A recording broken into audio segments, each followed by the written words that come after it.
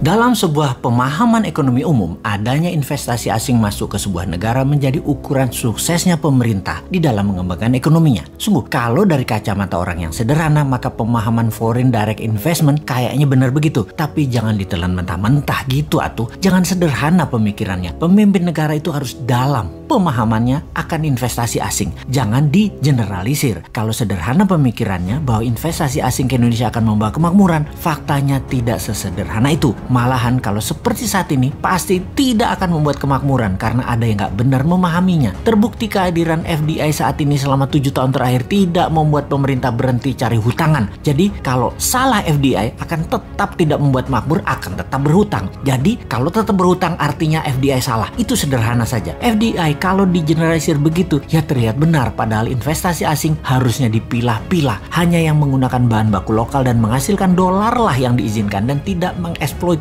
sumber daya alam bawah tanah. Begini kita menjelaskannya. Dalam aset nasional itu ada yang di atas tanah, ada yang di dalam tanah. Yang di dalam tanah itu harus 100% milik nasional. Yang di permukaan bolehlah FDI. Kalau di atas tanah seperti perkebunan, pertanian, industri jasa, properti, keuangan, dunia digital dan lain sebagainya silahkan. Tetapi mineral yang di bawah tanah tidak boleh digali untuk dijual mentah atau setengah jadi ke luar negeri. Harus 100% bahannya jadi dan harus 100% milik Indonesia. Atau untuk finish produk atau juga untuk memenuhi kebutuhan dalam negeri. Dan FDI hanya boleh untuk mengerjakan finish produknya. Atau sesuatu yang di atas tanah deh, seperti jasa, teknologi digital, IT, bioteknologi, biomedical, biomining, dan lain sebagainya untuk diinvestkan ke otaknya putra bangsa. Itu baru FDI boleh ribuan perusahaan masuk ke Indonesia. Itu baru boleh didukung. Misalnya Google, Netflix, Disney, Metanya, Facebook, Pfizer, biomedical, Hollywood, industri musik dunia, film, YouTube masuk, head office-nya ke Indonesia, masuk data centernya ke Indonesia, silahkan. Sekali lagi, jangan SDA alam seperti di Sulawesi, alam dikeduk, aset hilang, negara dapat apa? SDM Indonesia dapat apa? Kok nggak ada yang peduli sih? Sekali lagi, asing yang invest di SDA dalam tanahnya Indonesia yang mentah atau setengah jadi, itu dikirim ke negeri asalnya, itu harus dilarang. Itu melanggar Undang-Undang 45 Pasal 33 dan pejabat yang melindunginya harus dipecat.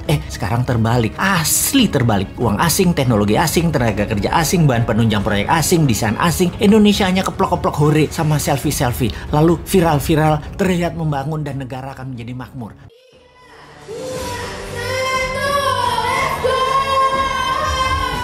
Teman-teman semuanya yang di luar sana nggak akan rugi ikut acara ini.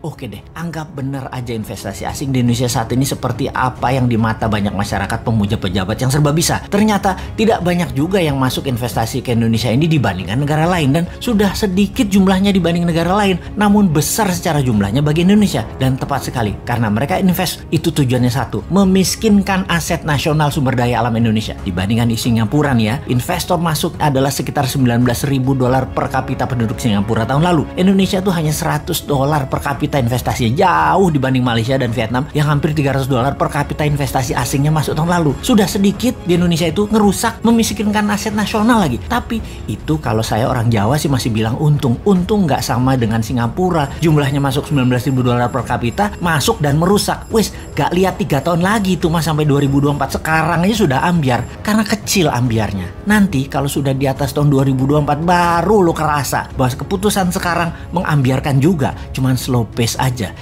Jangan-jangan karena tahu bakal ambiar dan kalau yang dapat mandat bukan kroni mereka, bisa dipermasalahkan secara hukum mereka nantinya. Ya jadi harus diperpanjang deh jabatannya 3 kali atau harus yang jadi harus kroninya. Gitu ya? Mosok gitu sih? Katanya tidak gila jabatan, katanya rendah hati, nggak suka puja-puji. Kok mau 3 kali sih piye toh?